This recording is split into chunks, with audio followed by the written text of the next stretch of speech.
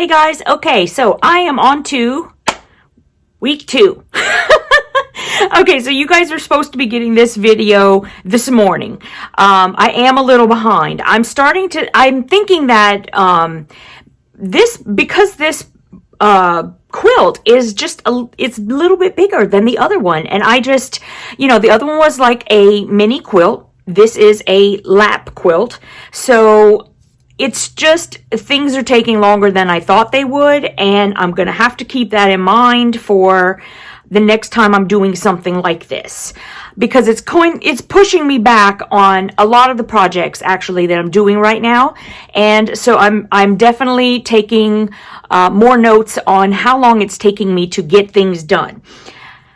It would be really nice if I could just sew all day, but I can't. So these are things that I am learning, and so here we go. These are the fabrics that we're going to use for this week's block. We are going to use all of the B squares that we have left, the C rectangles, the E rectangles, the F rectangles, and the G rectangles.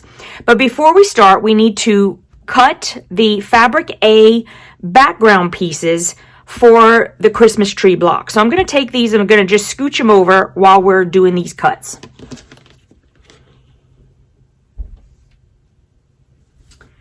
Okay, so I can take off my A. Well, I do have another A left. Let me just stick it over here. Okay, so this is the 21.5-inch piece that we cut whenever we were doing our cuts from the main big piece. So we had 3 different pieces that we cut out of the A fabric, and this is the one, again, that is the 21.5-inch piece. Okay, so from that, we are going to cut 4 3-inch strips, 2 2.5-inch strips, and 1 3-inch strip. So basically we're going to use 5 3-inch strips and 2 2.5-inch strips. So I always am thinking that there's a reason why they break it up that way, and that they didn't ask us to cut all 3-inch strips together. So I'm going to cut the first 4 and we'll go from there. All right.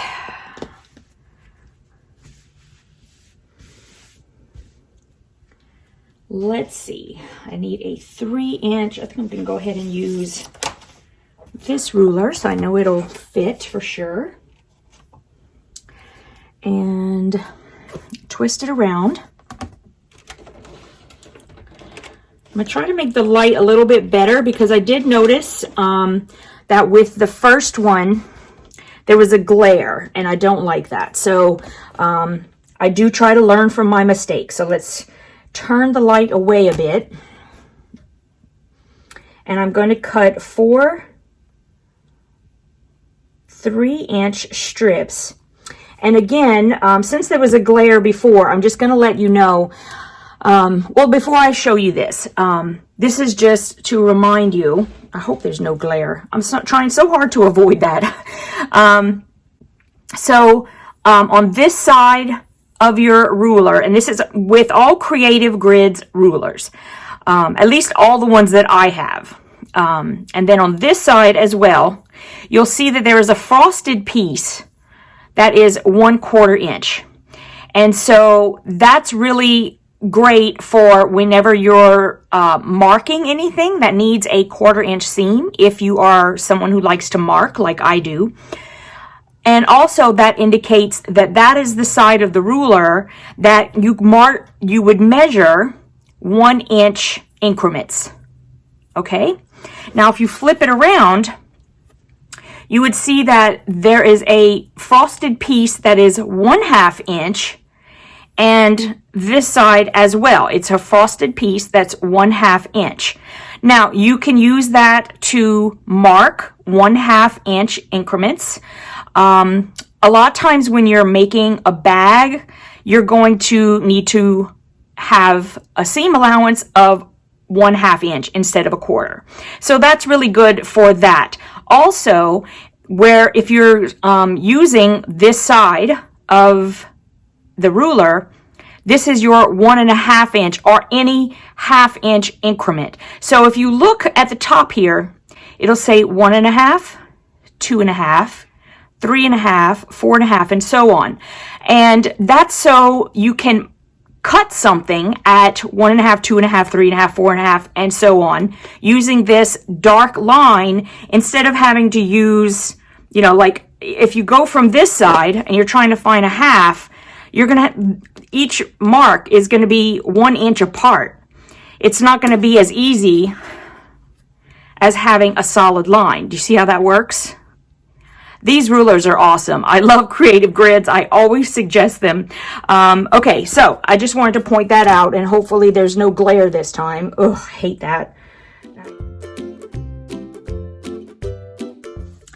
Okay, so I have given these strips a quick press, and it looks like it's, okay, so the first strip, let me take the other 3 and scooch them. The first strip is going to be subcut into 8 3-inch by 4-inch rectangles. Okay.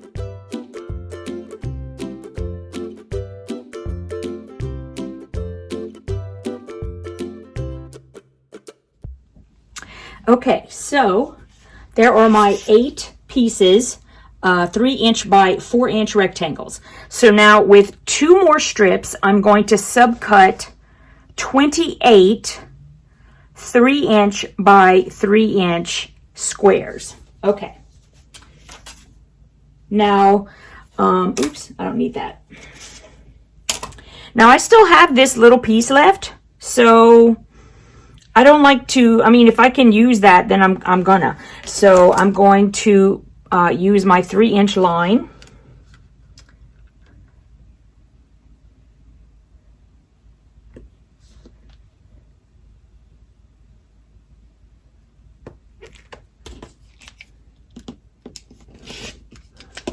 This one I'll just save. That way I don't have to start pressing right now. Okay.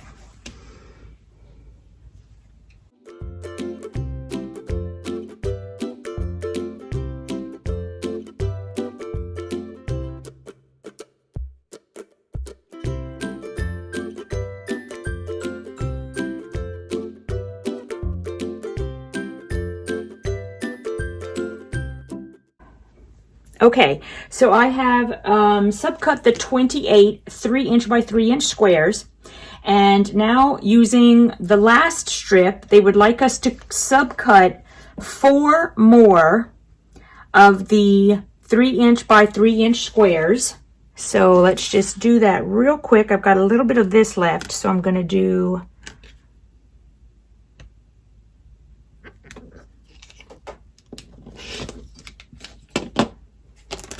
that's 2.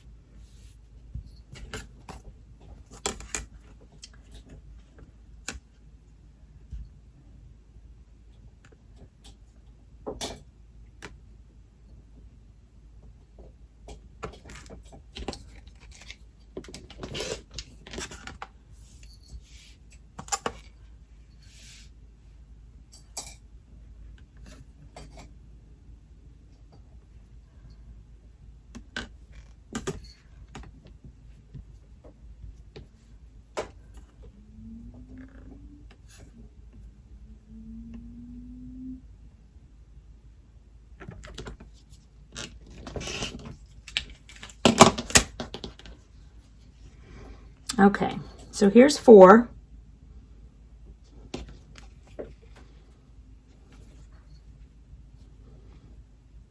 And who is over there? Yeah, Scout is like, he's figuring out what everything is on my desk. He's such a little crazy cooter. Oh gosh. Okay, so with the rest of this strip, they would like us to cut 8 3-inch by 2.5-inch rectangles. Okay, I thought I was having to do something else, but it's 3-inch by 2.5-inch. So now I'm going to flip this around so that my 2.5 inch line is this solid one right here. Okay.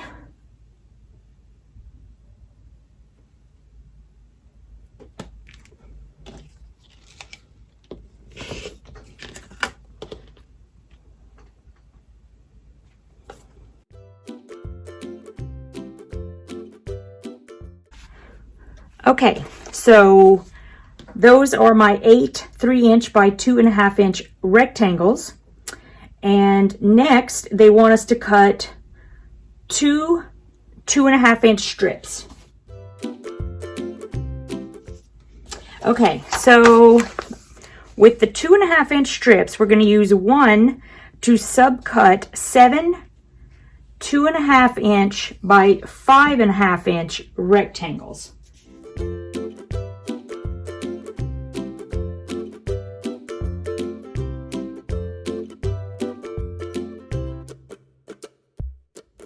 Okay, so I did 7 2.5 inch by 5.5 inch rectangles. And with the second strip, they want us to subcut, one 2.5 inch by 5 inch rectangle. And that must be because there was just enough or not enough. Hold on. I don't need to use this yet. Let me take this little piece that's left over here, and I will cut 5.5 inches.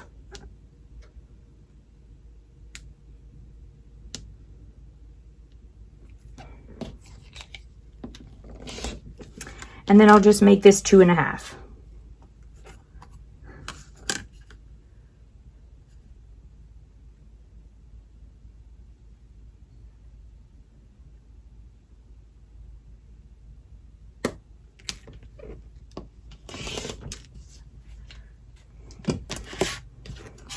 Okay, that's my number 8.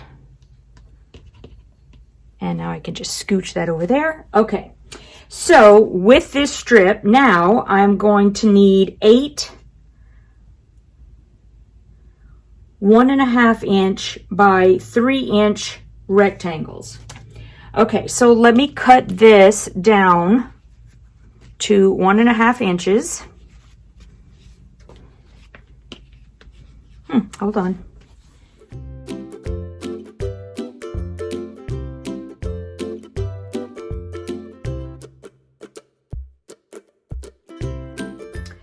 Okay, so I've got the 8 1.5 inch by 3 inch rectangles, and now they want me to cut one more 3 inch strip. Okay.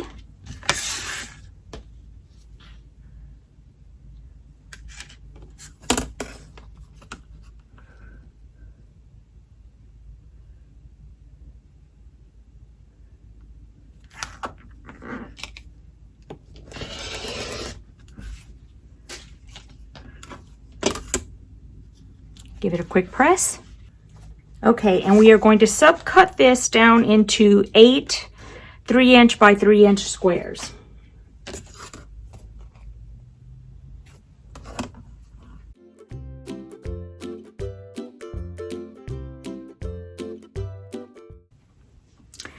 Okay, we have finished cutting our background pieces, thank goodness.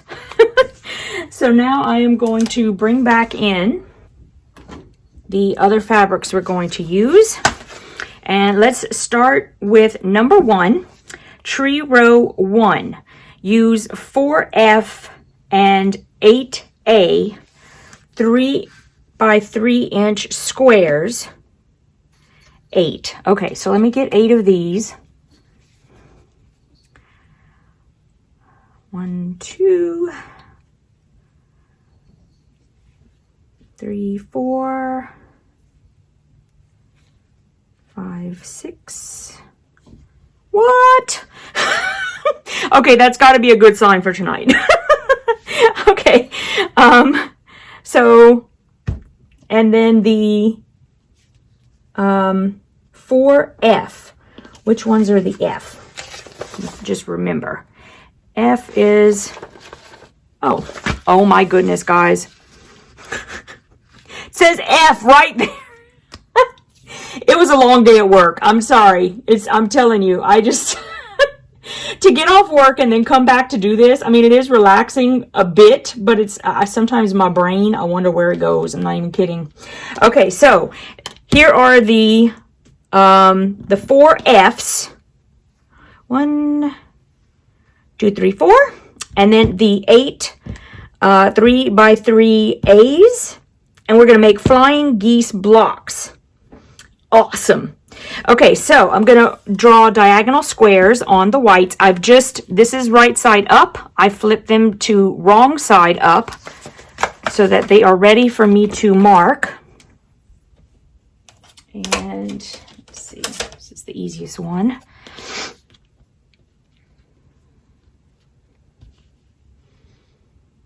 And you can basically just go like corner to corner eyeballing it. That's really not a problem. In fact, most of the time that is what I do, but I just want to let you know that you do have these 45-inch lines that are on your Creative Grids ruler. And if you want to, you could take the 45-degree line and line it up with one of the edges.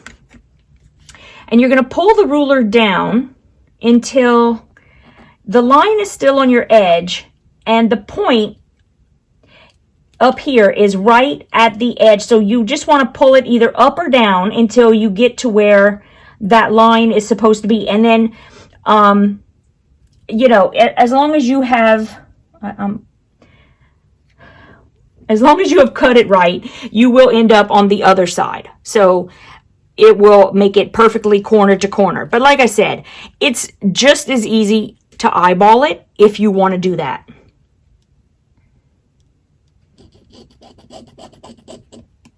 Flying geese, in my opinion, are very forgiving. I really love making flying geese, actually.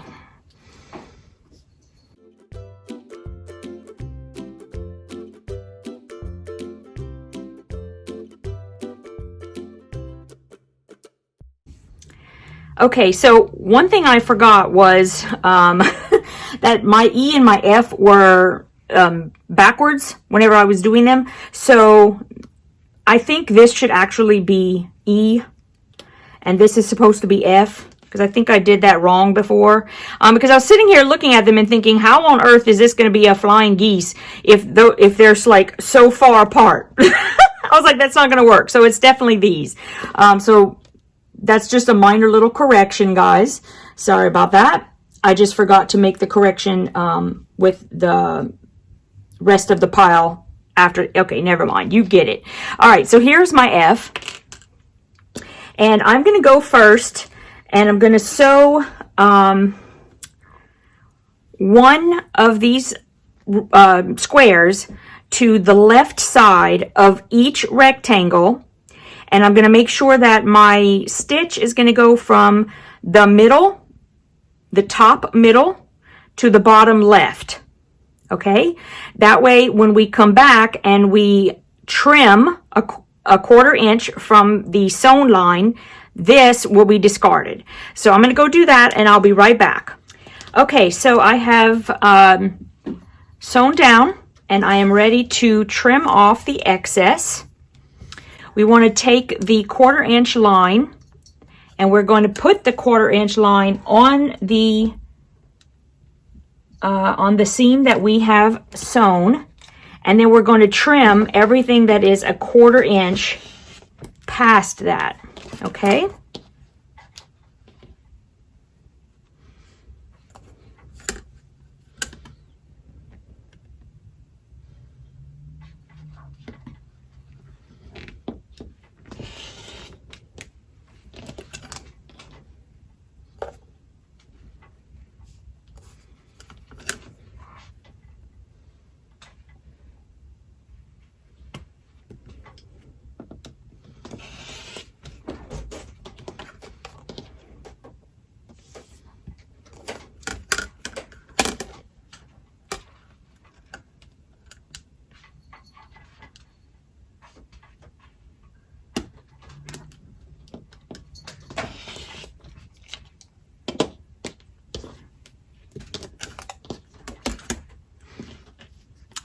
Okay, so let's see.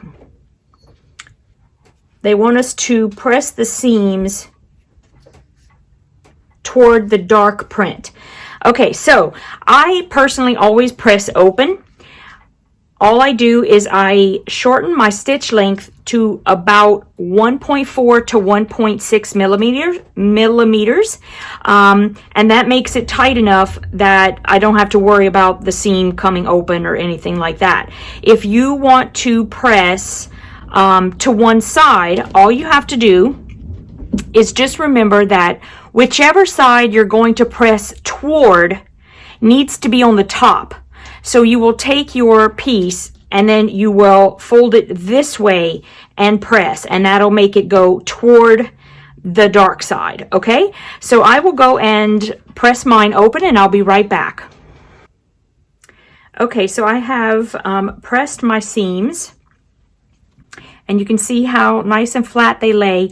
Also, what I do is after I press it open, I then give it a very light spritz of Best Press, and then I put a hot iron on top for just a second to make it lay even flatter. So that's what I do to get my seams nice and flat.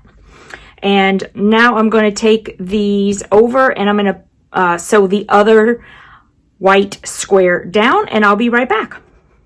Okay, I just wanted to come real quick to explain why we do one side all the way through, as in trimming and pressing, and then sewing the second one on. And it's because in order to get that flying geese special crossover, we have to sew the second piece on over the finished side of the left.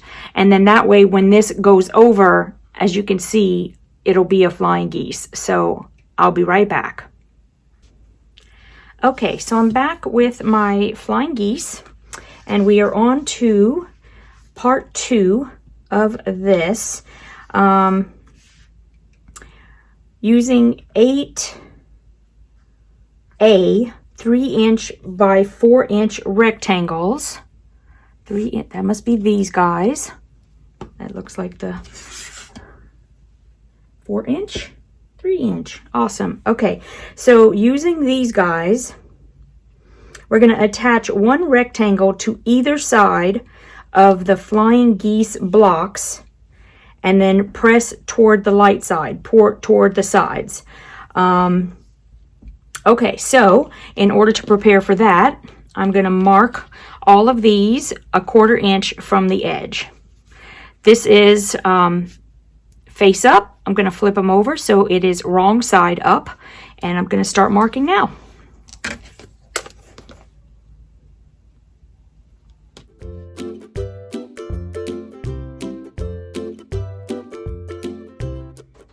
Okay, I'm going to take these and I'm going to go and sew one on either side, and I'll be right back. Okay, so I have finished these these rows. I have 4 of them, 4 of row 1, and yeah, it's 8 o'clock. I'm going to stop, have dinner, finish posting from the video that's supposed to post last week, and hopefully I'll get a lot further tomorrow. I don't have any cutting to do, so here we go, crossing our fingers. I'll see you tomorrow. Okay, I am back. These pieces are finished. This is tree row 1, so I'm going to set those aside. I guess I'll put them over there.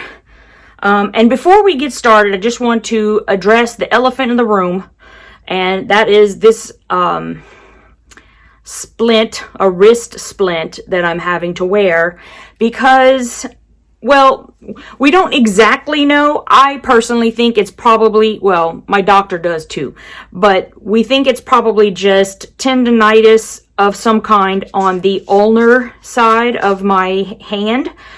So like that, like this piece right here, on my right arm, right wrist, it hurts like over on this side, and then the pain like goes up this arm, and so it limits my it is inflamed, and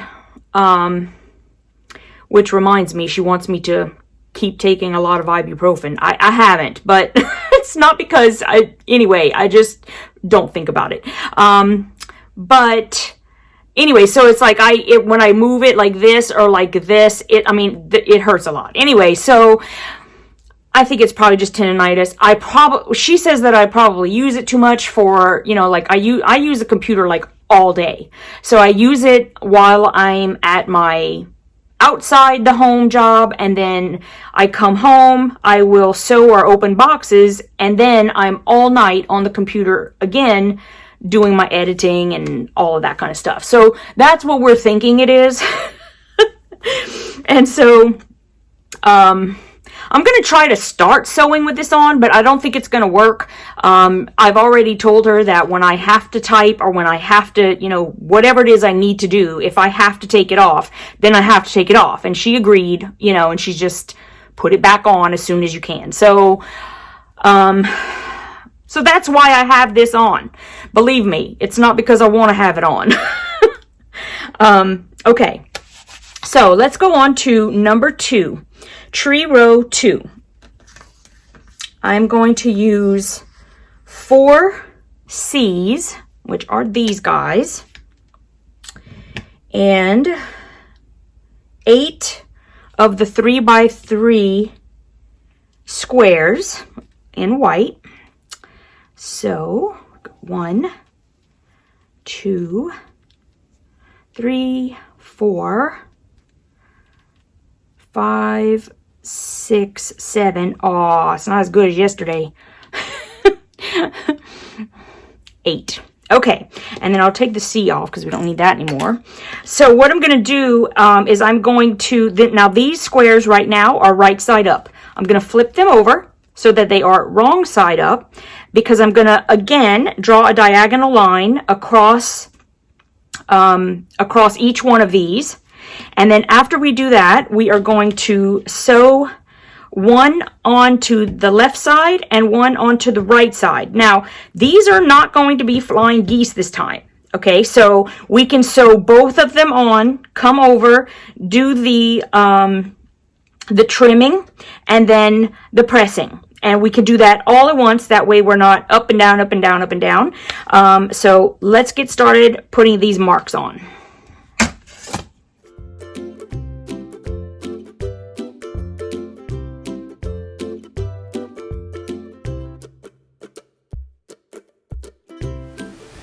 Okay guys, so here I am at the sewing machine, and I am going to sew the white pieces onto the green star pieces. These are the lovely Grunge that I love, and I'm just going to chain piece them. So let's get started with that. So I'll put these over here. Now what I've done is, because I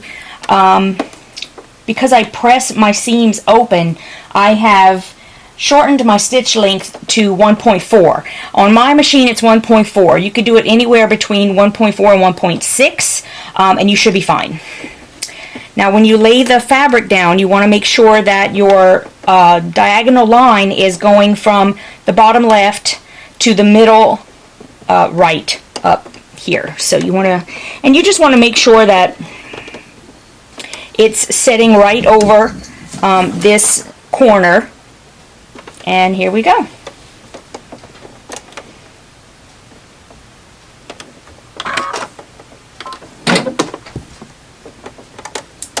Jellybean, keep going, buddy.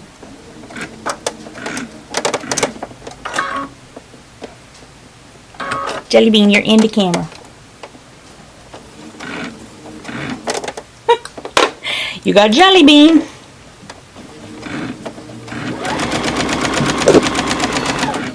Jellybean, you don't bump the camera, buddy. Jellybean. Jellybean. Mr. JB. He's making me crazy, yeah. Jellybean. Will you get over here? He's sniffing the camera. I kid you not. Jellybean, Mama's working. Okay, come up here. Come on. Thank you, baby. Thank you. It's very nice of you. All I can say is thank goodness this quilt's mine. I have so much fur on this thing, it's not even funny.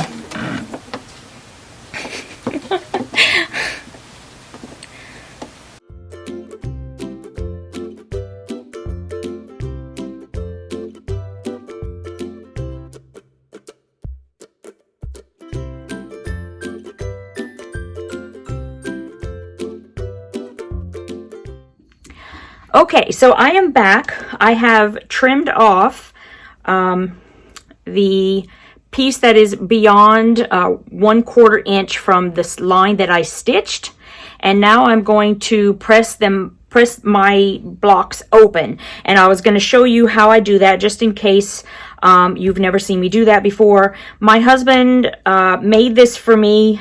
It is just a dowel that he cuts and he sands really nice. It's just a plain piece of poplar wood, and I actually sell these in my Etsy shop because everybody was asking me about them, so I'll give you a link to that just in case you're interested. But this is how I press my seams open. So I will flip it over right sides down over my pressing stick. And then I just sort of use my finger to just to separate it a little bit. And then I just set my iron right on top. Just for a sec. And then I will do the other side since I have 2 on each one. You're just sort of encouraging it to lay down and separate. Not a big deal, because the iron is going to do it for you.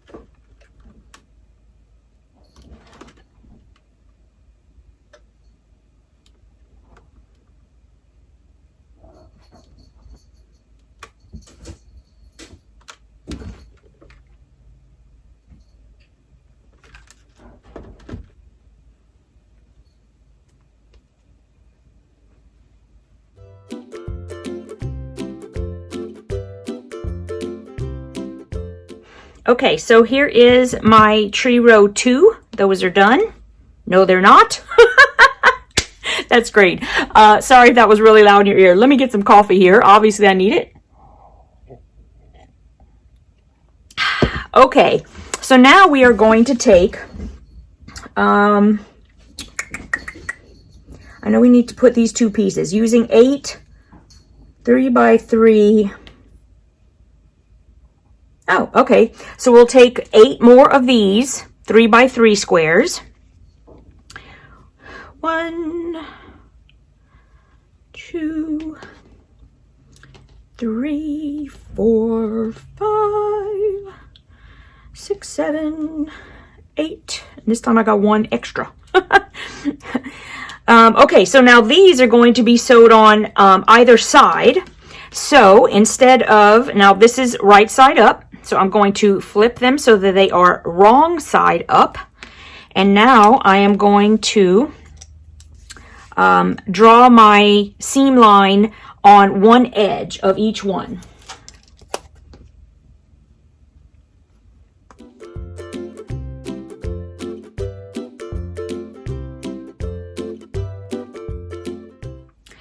Okay, so I'm going to head over to the sewing machine and get these sewed up.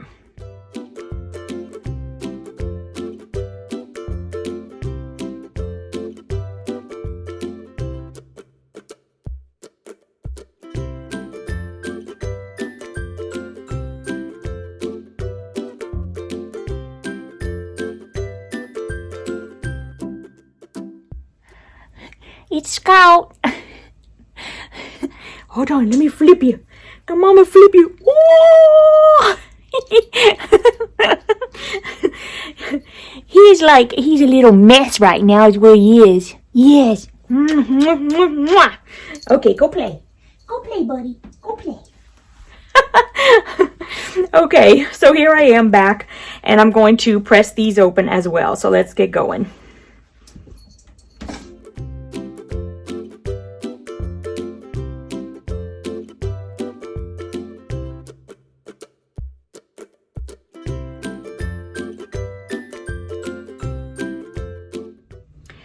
Okay, so here is my row 2, and now they really are finished.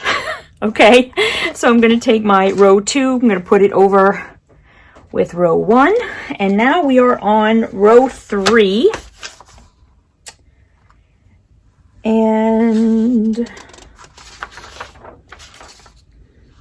was this supposed to be 2 pages? Because I only have 1. I'm going to have to double check that in a minute. Okay, so starting row 3, we are going to take the E fabric. Just saying, because I see all of this and I don't see anything happening. I don't know. Okay. So here I am. I have my E fabric. And then I'm going to take 8 of letter A, which is the 3x3. 1, 2, 3, 4, 5. No, that's hot. That's hot. Jellybean. Go that way. Mommy doesn't want you to get hurt. Go on. Good boy. That's good boy. No, will you stay away from it? He's hot. How can you not tell that? 1, 2, 3, 4, 5, 6, 7, 8. Nope, 8, 9, because I took 2. 8. Well, if it's wrong, obviously, I'll come back. Okay. What? 1. I'm too OCD. 2, 3, 4, 5, 6, 7, 8. Okay. So right now, these are right side up. I'm going to put them wrong side up, and I'm going to draw my diagonal lines. And here we go.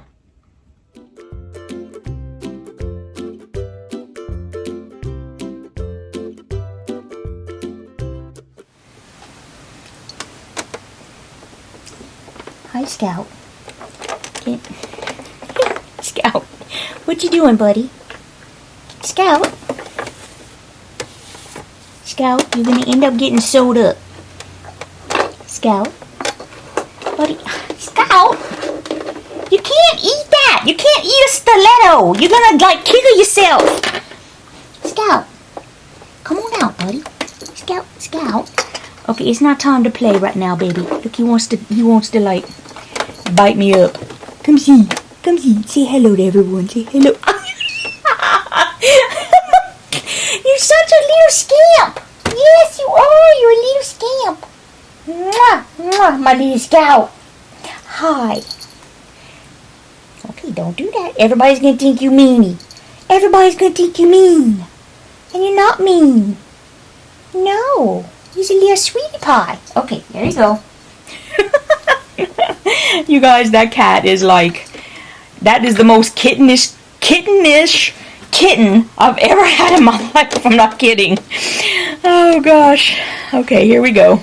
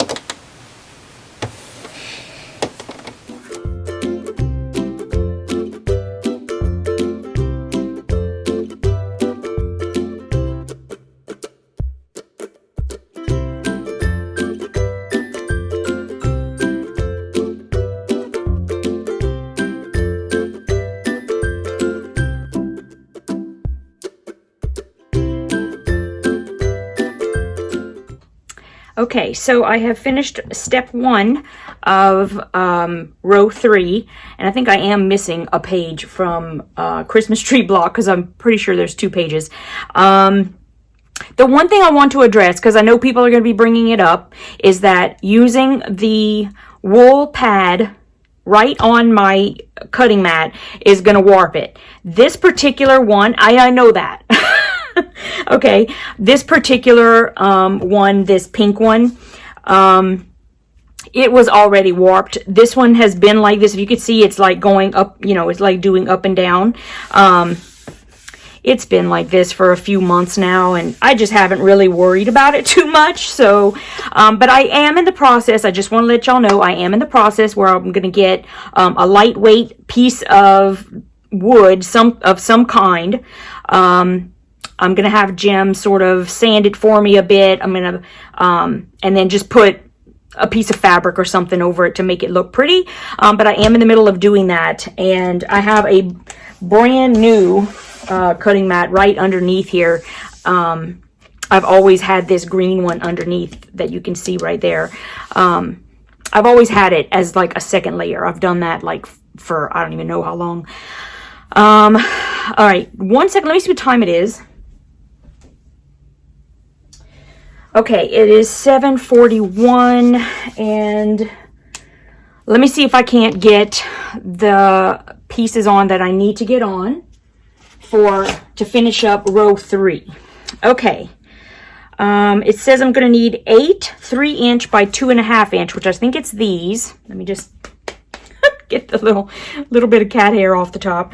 3-inch, 2.5 inch. Yep. Okay, so take these, and I'm going to put them on the ends here, like that. And so, yep, okay, so let's get that done. I am going to mark my seams. Now again, this is right side up, so I'm going to flip it over, wrong side up. And I'm measuring, or I'm going to be marking here along the longer side because that's the part that's going to attach to our rectangles. Okay, so I'm going to just put it that way so I don't forget. Let me scooch this out of the way.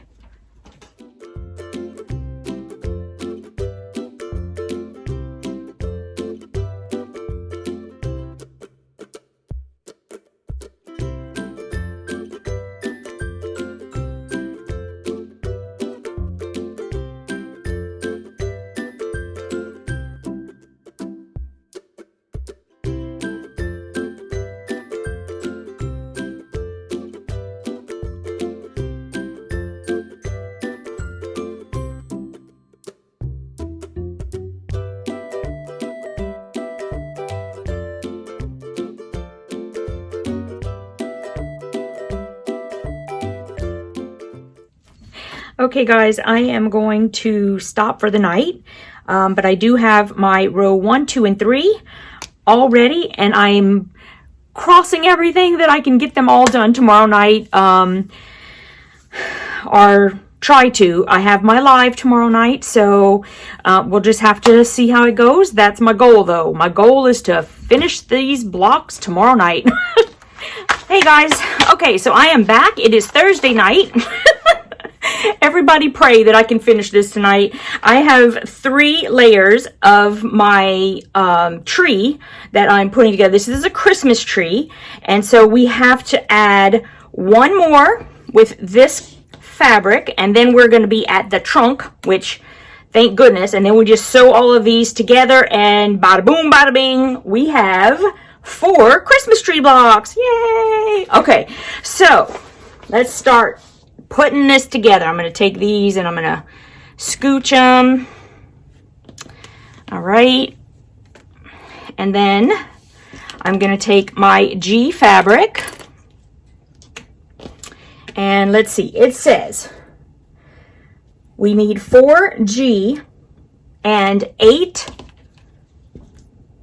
of the A 3x3 squares. And we're doing the same thing as the first 3, where we're putting the whites on either side in a flying geese sort of fashion, and bada boom, bada bing. Okay, so let's get going with that. This is right side up. I'm going to flip them up so that I have them wrong side up. And then we are going to make our diagonal marks. Here we go.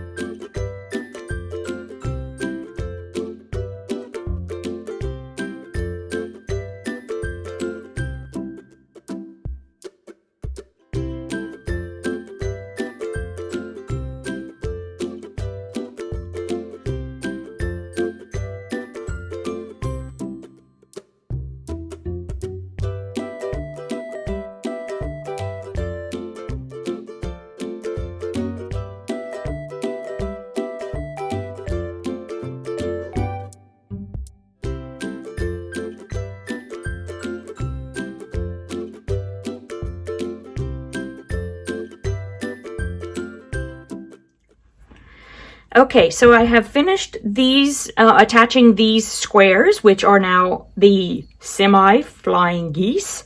And now I'm going to take these pieces, and I'm going to sew one on either side, and to make them even with the other 3 pieces of the tree, okay? So these are the pieces right side up. I'm going to flip them over.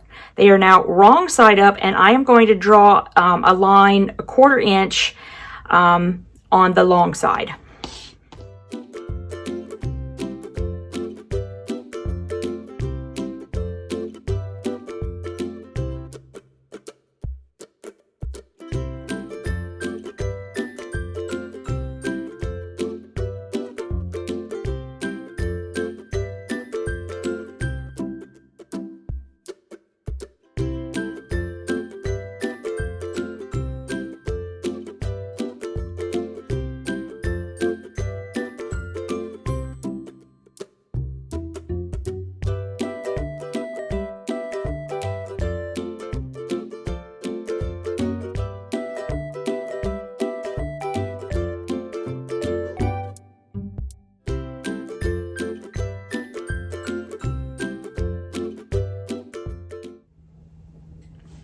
Okay, so there's the 4th row.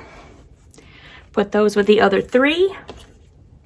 And now we've got the B, and these are for the trunks. And these are going to go on either side to make the trunk piece. So I am going to take these guys. This is right side up. I'm going to put them wrong side up, and I'm going to draw a line here for the seam allowance on the shorter side. And here we go.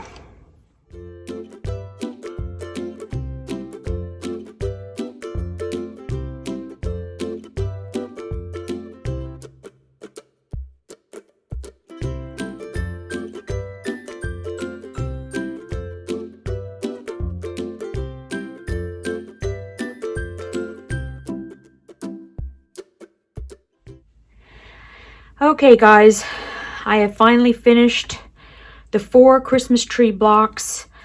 I did have to sort of rush through some of them without showing you guys each step because I ran out of batteries in my camera.